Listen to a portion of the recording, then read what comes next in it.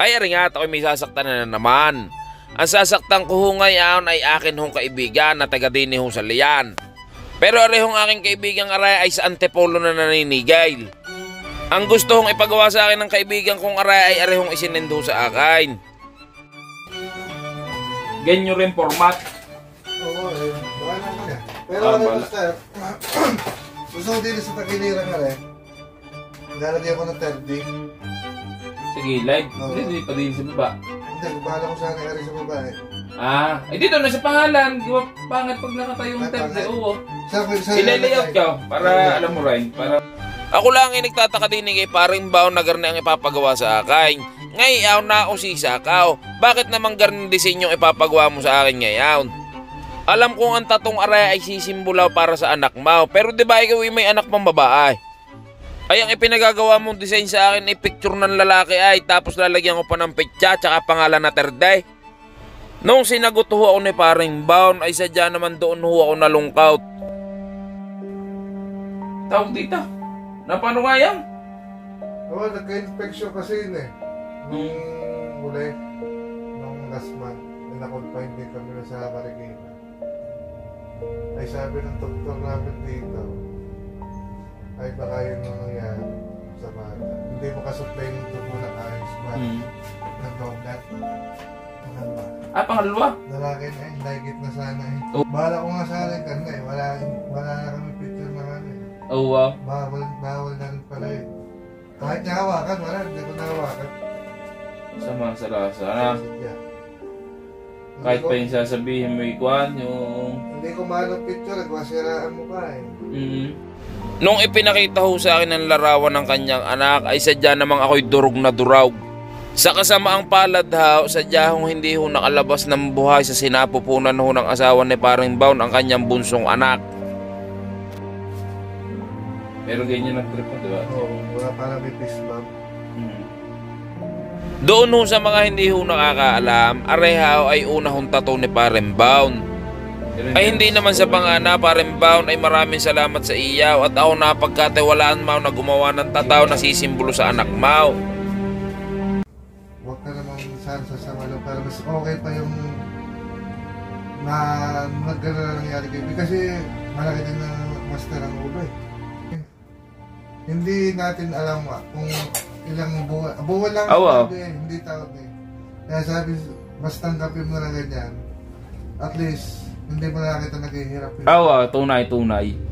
Yun, doon ako nalinawanan. Pero syempre, kahit pa, ay hindi pampakuan, pampalubag-loob lang, pero sadyang masakit ang gayan. Ay, wala tayong maalis. Wala tayong magagawa. Ay, sabi ko nga eh. Tapos ipaabang-abang ka, yung excited. Lahat naman tayo excited sa gayan. Paring baon na, ayusin ko muna ang design natin ha. Sa ibabaw ko na ilalagay ang pangalan. O date pa rin talaga sa ibabaw. Ano ba mas mga okay? Tara, check mo din eh. Para silip-silip ka rin lang. Para paano ko yung...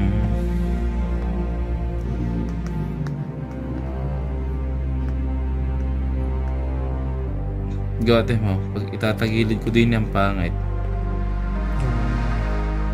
Pwede naman ako din eh.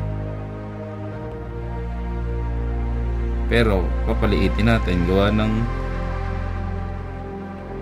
space eh. Iikot na yun din eh. Pero pwede yan pagpalitin natin ng dalawa.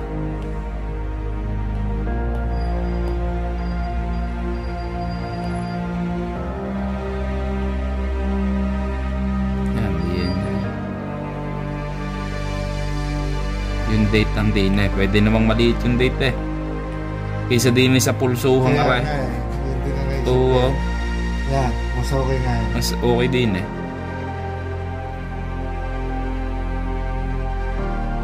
Ay paring baon, ako'y pagpapasensyahan mo ha. Aawatin na kita sa iyong iniistorya. Gawa sadyang ako'y habag na. Sadyang sa tunay, masakit sadyang mawala ng anak. Ay yung tuta nga, pag nawala sadyang hanap mo, ay lalo pa yung anak mo. Basta ako paring baon kasama ang buong pamilya ka ay kami nakikiramay sa inyo. Ay di sa madaling sabay kaming dalawa ni paring baon ay nagkaigay. Ay di aayusin ko na ho ang aming stencil na aming ikakapait. Doon ho sa mga tropa na nagtatanong ho sa akin kung paano ko ho nasusukat yung aking stencil na ikakapit ay garnay.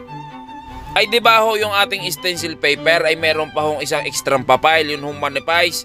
Ayun ho ay kinukuha ka tapos inilalapat ko ho sa balat ng tatatuang ka tapos lalagyan ko ho ng bakat na marker. Binabakat ko ho kung ano ho yung mismong sukat na aking ipreprint ho dun sa aking stencil paper. Pag nakuha ko na ho yung mismong sukat na gusto ho namin i-print dun sa aking stencil paper, tsaka ko naman ho ilalapat ho din na tapos kukuhanan ko ho ng litrata. Ayan ho ay ilalatag ko ng papagayan tapos kukuhanan ko ho ng litrata. Kaya ko ho yan lilitratuhan, gawa nga ho, ang sukat ho sa dyan ng stencil paper ay A4 din, kagaya ho ng sa mga normal na papel. Pag ayan ho'y nakuhanan ko ng litrata, tsaka ko naman ho dadalhin doon ho sa aking application na Procreate. Sa Procreate ho, pagkakadami ho dong opsyon, meron ho dun sadyang mga sukat ng papel. Pag napili ko na ho yung sukat ng papel na A4, ay tsaka ko naman ho ikakatuwa rin aking nilitratuhan para ipit ho dun sa papel na yawn. Ay di ba ho nilitratuhan ko ho yung kaninang binakatkaw, yung pinalagyan ko ng palatandaan na marker. Doon ko naman ho ngayon pagkakasyahin yung design na ginawa natin. Kapag ayun ay napagkasya mo na dun sa loob ng iyong pinalagyan ng marker, aba ay di pit na ayawn. Gayon ho ang ginagawa ko hong diskarte para hindi ho ako maaksayahan ng stencil paper. Sa pagtatatuhaw, napakarami hong kailangan. Dapat ikaw ay maalam mag-drawing, tsaka ho, dapat ikaw ay madiskarte din. Habang ako ho ay nagpreprint na rin aming stencil, aba ay may dumating ho kong kaibigan galing Antarctica. Ay ang liyang cute ho pala, ay tangina mahil sadya namang mahiyamoy penguin na. Ay di ari na nga at i-preprint na ho natin din sa aking Oser stencil printer. Ang printer hong aray ay available ho sa Osus Tattoo Supply. Abay dali-dalay at inip na ang mga manonood. Ay ako ho ipagpapasensyahan nyo ha. Gawa nga ha, arehong video na pinapanood nyo ho ngayon ay aabutin ha ng humigit kumulang 13 minuto. Ay doon ho sa mga manonood ho natin na umabot na ho hanggang dito ay maraming salamat ho sa inyo. Baka naman ho makakalambing sa inyo. Makikicomment naman ha kung taga saan ho kayo para malaman ko ha kung hanggang saan na ho umabot ang aking video. Ay maraming salamat ho Osus Tattoo Supply din ho sa Black Magic Stencil Solution na aray. Sadya naman hong napakabagsik kumapit. Mahiyamoy talaba. Patay na ay nakakapit pa. Abay ano pang gagawain ay pakitain agad ang ebidensya. Ayawn! Ay doon ho sa mga tropa ho natin na naghahanap ho ng mura pero quality na mga kagamitan sa pagtatataw. Ay dumirikta na agad kayo sa Osus Tattoo Supply. Ay lahat halos ng mga kailangan ninyong kagamitan ay nandoon na. Mapatinta, mapamakina at mga karayam ay sadyang available ho doon lahat. Abay ano pang gagawin ay pakitahin agad ang bida. Ayawn, ganap na naman ang hayop na ito. Sadya namang hindi mapalingon sa camera. Nung naipakita ho ang bida, siyempre ipapakita ho ang setup ng lamesa tapos ipapakita na ho natin ang napakatikas ho natin biktima. Ayawn! Ay di ari na nga at papaguhitan na ho ng isang makatikatay. Unang guhit, punait. Sa padalawang guhit, lasa ko'y tiko mampuwait. Ay di ari na nga, paghuga na rin ang inuuna ko sadya ay yung parteng ibaba. Para ho ang stencil ay hindi ho nabubura. Pero ho sa buhay, ang inuuna ko sadya ay ang aking pamilya. Gawa nga ho, sila ho ang pinakamahalaga. Gaya ho ng ginagawa ko ho ngayon, arehaw ay sumisimbolo ho para ho dun sa namayapang anak niya. Nakakatuwa rin naman ho sa dyan tatuay. Gawa nga ho, dati akala nila pag ikaw ay may tataw, ikaw ay adik, ikaw ay nakulong, ikaw ay pokpok, tsaka ikaw ay masamang tao. Mahuhusgahan ka agad sa kapirasong tinta. Ngayon ho hindi na, malawak na ho ang pag-iisip nila. Gaya ho na rin ginagawa ko ho ngayon. Kaya ho raw naman nagpatato si Parembound para raw hindi mawala sa kanyang alaala ang namayapang anak niya. Nawala man raw sa piling niya pero raw hindi mawawala sa balat niya. At lalong-lalo na sa puso't isipan daw niya. Sadya nga raw namang hindi niya inaasahan ng mga pangyayari pagkasama raw naman sadya sa lasa. Pagkakatagal raw niyang hinintay at inabangan tapos kinuha ng gayon lamang. Alam niyo ho ba na arehong itinatato ko kay Paring Baon ay kauna-unahan niya lang hong tatao? Hindi ho ako nagkulang sa paalala. Kako nga kay Paring Baon ay garnay. Paray, ayan ay unang tataw tapos gayang agad kalakay. Aba, ay baka ikaw masaktan yan.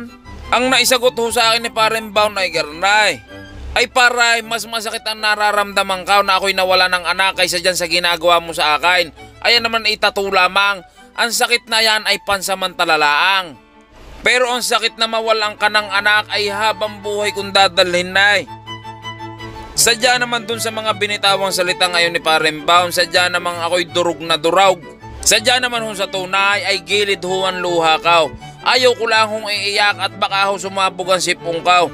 Ay baka sa akala ninyo'y pagkakaalwan magtato na natulo ang sipaon, aba ay nakakahiya sa kliyente. Baka magkamali pa akong maipahide. Sa halip na Achops Glide, abay sipon na palang naiikapul ko ay. Aw, putang ina, nakakarumay, nakakahiya pa sa kliyente.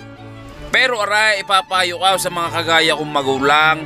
Wag na wag ho tayong mawawala ng oras sa mga anak natin. Isama ho natin ang mga anak natin sa ating daily routine. Ay hindi naman ho sa panganaw, ang karamihan ho ay garneho ang sinasabay. Pag ang mga magulang ay may trinatrabaho o may ginagawa, di ba ang laging daingi, alisin mo muna ang bata at magtatagal lang ang ginagawa ka para mapadalay. Ibig sabihin, pag raw may bata, tayo raw ay bumabagal ang nagiging trabaho. Ay di ba ho kalimitan, pag aalisin mo ang bata sa ating ginagawa pang araw-araw, akala natin mas magiging mabilis tayo matatapos kung tayo lamang. Pero ho sa tunay, ayun ho talaga ang puntaw.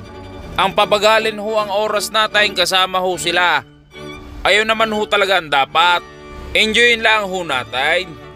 Ay tingnan nyo ha, di ba ho minsan tayo ho inadaang pag nakita ho natin ang ating mga anak, masasabi na lang ho natin na pagkakabilis pagkakalaki na agad ng anak ko Ayun sadya ang puntaw, ang pabagalin sadya ang oras natin nakasama sila. Hindi ho habang buhay, bata ho sila. Pero sa tunay, tayo ho pala'y nagkakahaba na naman ng istorya. Hindi ko ho namamalaya na arehong aming tatuan sesyon ay tapos na ho pala. Abay ano pang gagawin ay pakitain na agad ang resulta.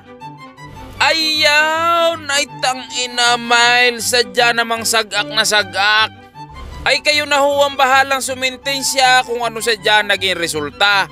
Gawa nga ha, arehong aming sakitan sesyon ay tapos na ho pala.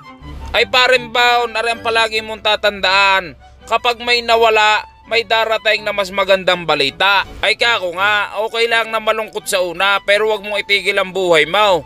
Tuloy lang, pahinga ka ng kaunti tapos kapag okay na, laban na lang ulit. Abay palagutokin naman muna ako ng isa. Ayan, ay tangina gilew at kasama pa ang layang cute.